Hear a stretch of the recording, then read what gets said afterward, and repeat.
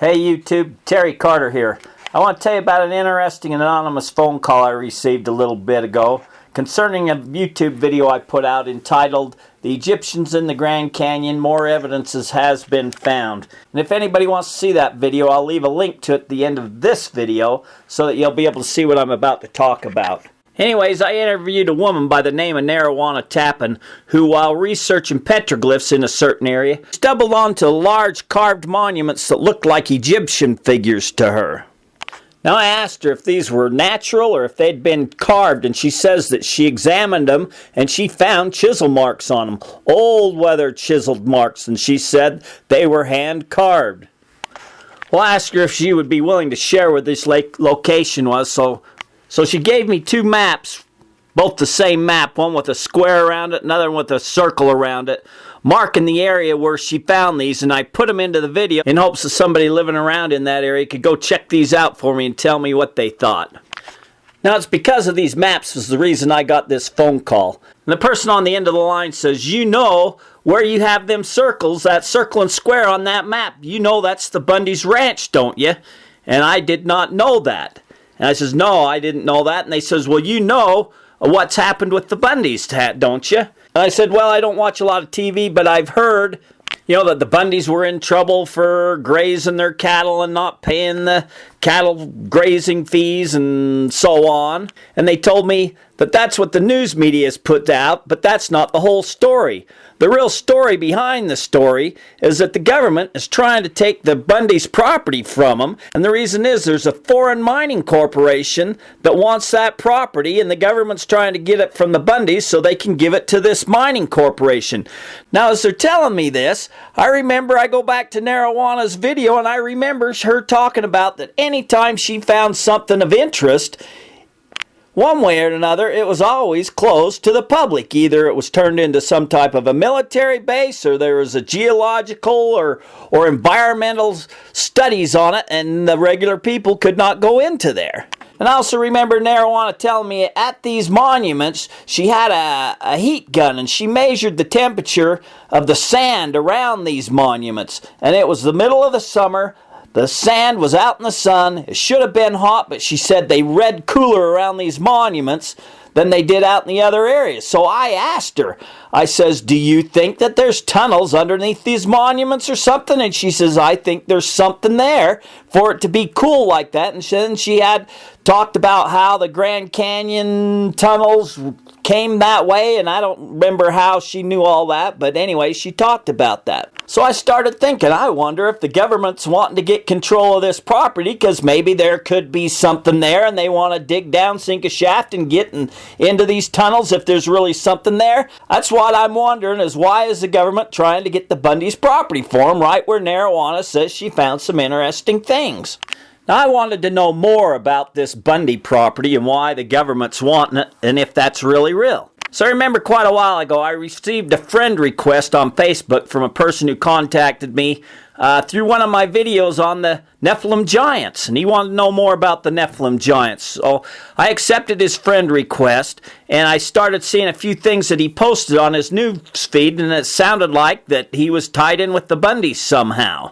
So I messaged him, got his phone number from him, told him I wanted to talk to him, and I called him, and I talked to him, and I says, "Hey, the Bundy property, what do you know about the Bundy property? Is the government really trying to steal their property?" But mainly what I wanted to do is I was headed to Vegas, and so I wanted to stop by and interview him and find out more about this. Well, he told me that he lived in Oregon and that he wasn't from Nevada. I just assumed he was. He wasn't from Nevada, he was from Oregon, and that he was tied up in that deal in Oregon on that standoff in the BLM ground, and he was started telling me how the Hammonds over there in Oregon, the government's trying to take their property, and the Hammonds are in jail, and then he started telling me why they was in the BLM office, that they started finding all these documents having to do with this uranium deal that was sold to the Russians and all. I've heard a little bit about it on the news, not a lot, but a little bit. Like I say, I don't watch a lot of TV, but I have heard something about that's possibly it's a scandal or not scandal, I don't know. But it started blowing my mind Why are these documents, these government documents, what are they doing in a BLM office in Oregon? It just doesn't make sense to me. So now I'm really getting curious. Is this really true? They just saying this, or did they really find these documents there? It just doesn't make sense. Anyways, I received another video just a little bit ago. And I watched this video, and when I seen this video, I was totally blown away. I cannot believe what was revealed with this BLM. I cannot believe what the BLM has been doing to these people to try and get their properties, to try and do things. It totally blew me away. And it also made me reevaluate a situation that I was involved in where a person lost their life. And what I was told and what I thought may not even be the case, according to now this other video of things has been going on. Because shortly after this person lost their life, the military came in and claimed the whole area. In fact, they set up surveillance cameras, sensors, and if you get close to the borderline, they're right there right now with the M16s drawn, making sure you don't go on that property. And I'm just now, to the time, I thought it was cut and dried, but because of this video that I'm going to be showing right now that somebody passed to me, I'm starting to wonder what really went on. Watch this video, watch the whole thing, leave a comment, tell me what you think. Also, if you know more about this Bundy property, the government trying to get it, is that real, is it not real? Leave a comment, let me know. Hello everyone, this is Shea with Readout News. We are live from Spokane Valley, Washington. We're in the office of Washington State Representative Matt Shea, who is here to give us a special report on some very breaking news that will affect every American in this country. Sherry, thank you for having me on. I appreciate it, and I appreciate everything you guys are doing with Readout News. You've been doing a wonderful job covering the trial down in Nevada. I would like to first start, some of the things I'm going to be talking about today are extremely serious, and I don't want to be overly dramatic, but I think you'll see why here in a second. I'm about to say what I'm about to say. I have never had in my entire life, ever, any inclination to commit suicide. I have never in my entire life taken inappropriate pictures and stored them on my computer. In fact, I've had my computer forensically searched for such images. And generally speaking, I love my wife dearly, and we have a wonderful and happy marriage. So with that, everybody's like, whoa, what do you have to say? Well, I want to start with a couple of things. First, there's a very important principle that I would like to start out with, of kind of why what I'm about to say is so important to the American people, and it's this. The people of this state, and this comes from Washington State's Public Records Act, the people of this state do not yield their sovereignty to the agencies that serve them. The people in delegating authority do not give their public servants the right to decide what is good for the people to know and what is not good for them to know. People insist on remaining informed so that they may maintain control over the instruments that they have created. And that ultimately is the crux of what I am about to talk about today, since it does involve the Bureau of Land Management. Specifically here in Washington State, the Bureau of Land Management has approximately 435,000 acres under its management. Also, it has many interactions with some of our state agencies and also obviously our citizens here in Washington State. One of the very important things to me is that when you are a servant of the government, as we have seen, a servant of the people, as we have seen in recent news stories, you are held to a higher standard because you are a servant of the people, not a servant of the government. That's an important point for what I'm about to talk about. The interesting thing that I have seen over the years is that there has been a flipping of that, where a lot of people that are in the governing authorities have felt like they don't serve the people serve them, and it's just not that way. And so today I would like to break some information that I have obtained It is a correspondence between Special Agent Larry C. Wooten to Andrew D. Goldsmith, who's the Associate Deputy Attorney General of the United States of America. And recently we've heard, and you've reported on rumors, that there has been a move to dismiss the case against the Bundys down in Nevada. And what I am about to tell you is probably one of the reasons why. And it has to do with the unethical, potentially illegal behavior that was highlighted by Special Agent Wooten as a whistleblower in an email that, or it looks like an email, that we have confirmed the veracity of. And I want to just give you a little bit of a taste reading from this email of what Special Agent Wooten brought up as problems we found in the Bureau of Land Management, specifically in regards to the investigation of the Bundy family. Quote, I routinely observed and the investigation revealed a widespread pattern of bad judgment, lack of discipline, incredible bias, unprofessionalism and misconduct, as well as likely policy, ethical, and legal violations among senior and supervisory staff at the BLM's Office of Law Enforcement and Security. When I reported these issues, my supervisor seemed generally unsurprised and uninterested and was dismissive and seemed unconcerned. Now, I want to set the stage a little bit here. Apparently, Special Agent Wooten was the case agent or the lead investigator for this case. Here's another quote from him. The longer the investigation went on, the more extremely unprofessional, familiar, racy, vulgar, and bias-filled actions, open comments, and inappropriate electronic communications I was made aware of or I personally witnessed, end quote. He then continues, quote, the ridiculousness of the conduct, unprofessional, amateurish, carnival atmosphere, openly made statements, and electronic communications tended to mitigate the defendant's culpability and cast a shadow of doubt, of inexcusable bias, unprofessionalism, and embarrassment on our agency, end quote. This is where it gets very incredible, because Special Agent Wooten brings up some very serious allegations against his own agency, and I want to kind of highlight what those are, and then I would like to go through what specifically is written in this correspondence. First, Special Agent Wooten says that there was the treatment of the Bundys in a manner that suggested they wanted to see a couple members of the Bundy family either dead or harmed. And I want to be very specific about what he said about that in here. The second thing that's brought up is that there was an apparent withholding of exculpatory evidence that Mr.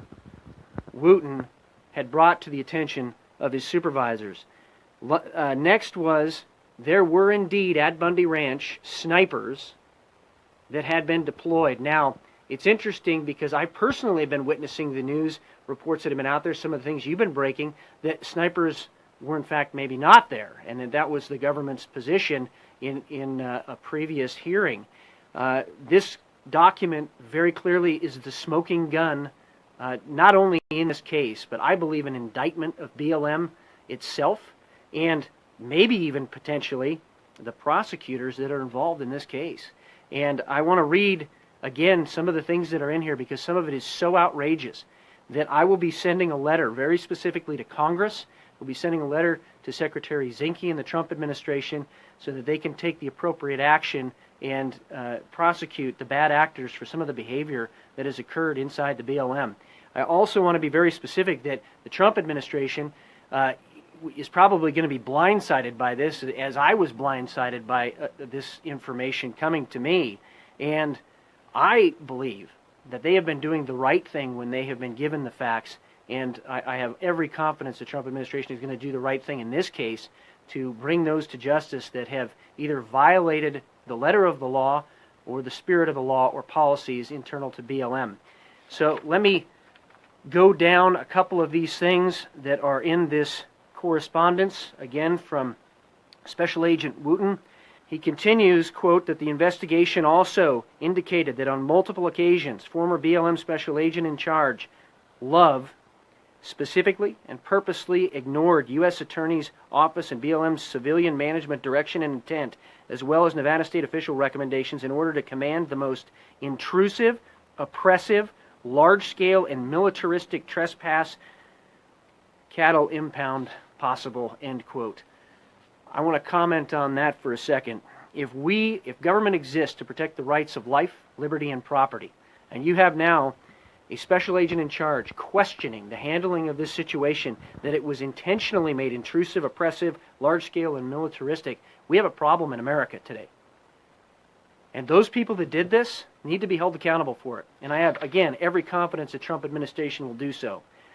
It's also interesting to note that Special Agent Wooten said that he had contacted Attorney Stephen Myrie and Assistant United States Attorney Nadia Ahmed, as well as the Federal Bureau of Investigation Special Agent Joe Willis by telephone on these issues. And as you read through the document, which we will post online here as soon as this segment is done, very specifically, he seems to imply that nothing was ever done by any of those folks. And that at the very least needs to be investigated further if that is indeed the correct implication. But the most shocking part of this entire thing, I believe, is that the BLM law enforcement arm and one of his supervisors, quote, emailed out photographs of an arrest tracking wall in which Eric Parker and Cliven Bundy had X's through their face and body, and then he puts in quotation or in parentheses indicating prejudice and bias in parentheses. Well, I think that's a little bit more than prejudice and bias in my opinion, because later in this document he says, quote, time after time, I was told a former BLM special agent in charge loves misconduct. I was told by BLM law enforcement supervisors that he had a kill book.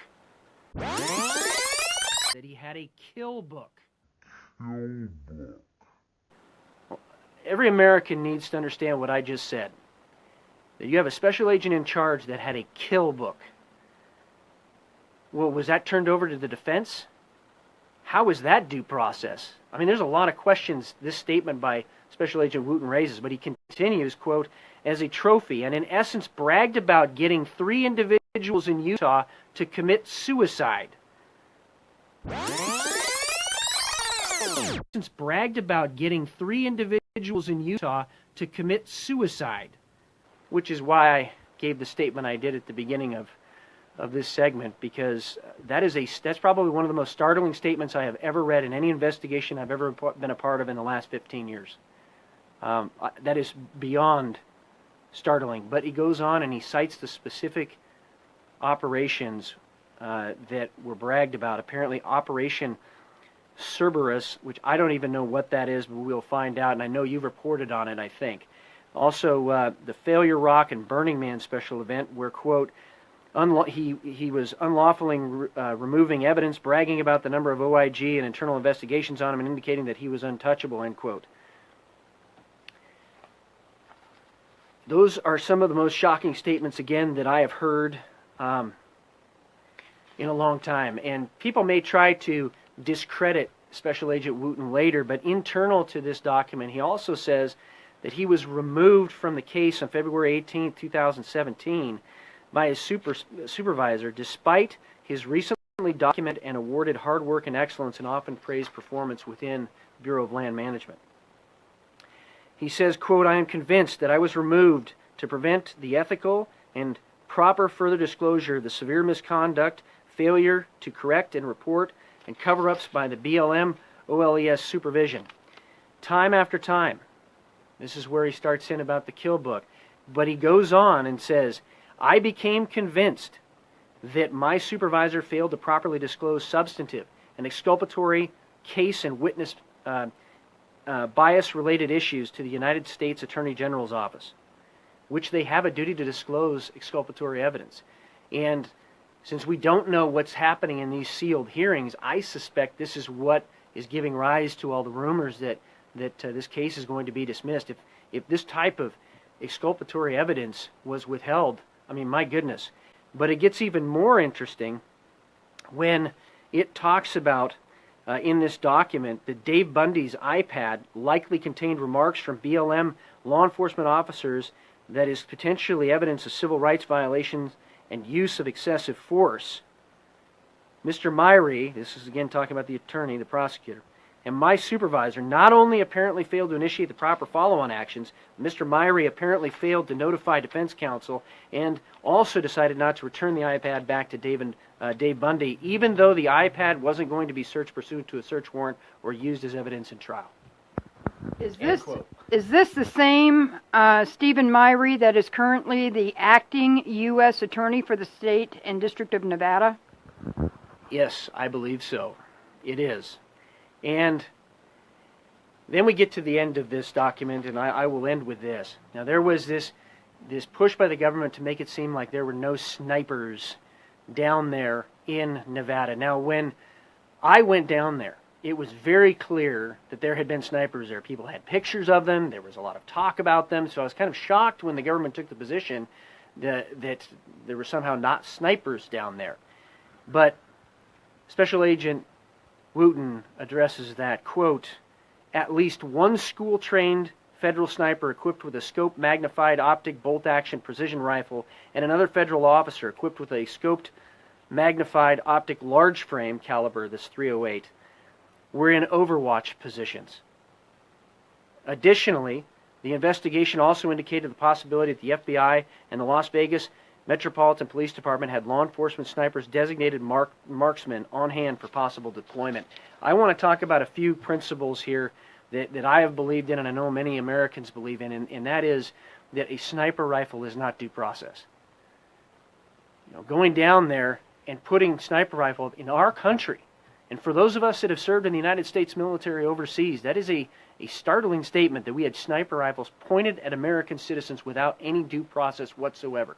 It's also startling that some of these things, and I don't know what has been talked about in these sealed hearings, but it appears that some of these things and more of these things have not been disclosed to the American people. And going back to what I originally stated with the Public Records Act intent here in Washington State, these things not only need to be disclosed to the American people, I believe we have a duty to disclose them to the American people, because this right here is the smoking gun that what so many people believed had actually gone on behind the scenes in Nevada actually did go on behind the scenes, at least according to Special Agent Wooten.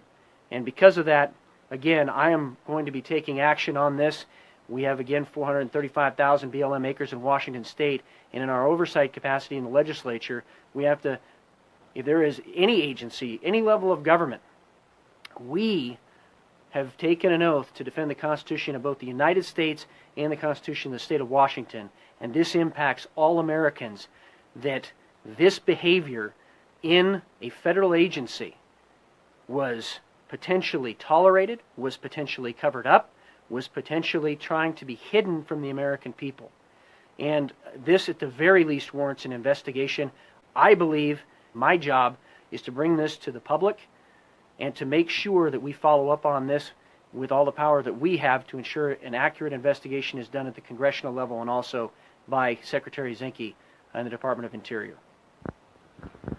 Has Secretary Zinke been informed of any of this, do you know? I do not know if he has been informed of any of this. I, again, suspect that he's probably going to be blindsided by this, as I was, because it's very clear as you read this document that Special Agent Wooten is saying that there was information being withheld or intentionally kept compartmentalized. So I would suspect that would mean from superiors, but I don't know. Again, that would be total speculation. But I suspect that he is going to watch this video, and I know that he has a heart for doing the right thing. So again, the Trump administration, I have every faith and trust that they will do the right thing to bring those to justice that need to be brought to justice and to rectify this horrific situation. You said you're going to share this document. That's quite a large document. It's like 18 pages, if I remember right. That you didn't you say 18? It is, yeah. It's 17 or 18, yeah. So be sharing it online on my Facebook page, and be more than happy to make sure it gets shared over to Readout News. Absolutely. But this is going to, I think, change the way that many Americans view some of the things that we have maybe trusted for a very long time, like myself. And there's always good and bad actors in any organization, and we need to root out the bad actors, and that's what I aim to do by sending letters and making sure that Congress follows through on this and taking a look into this serious matter.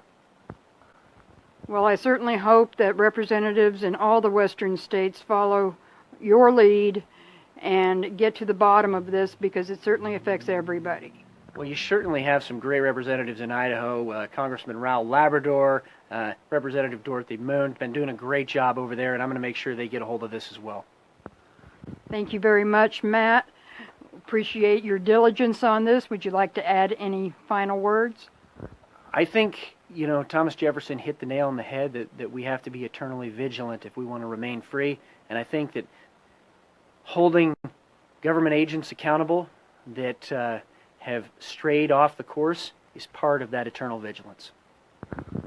We have just shared with you Representative Matt Shea and the smoking gun for the BLM. Stay tuned. You will be able to read the document yourself as soon as it is uploaded. Thank you all.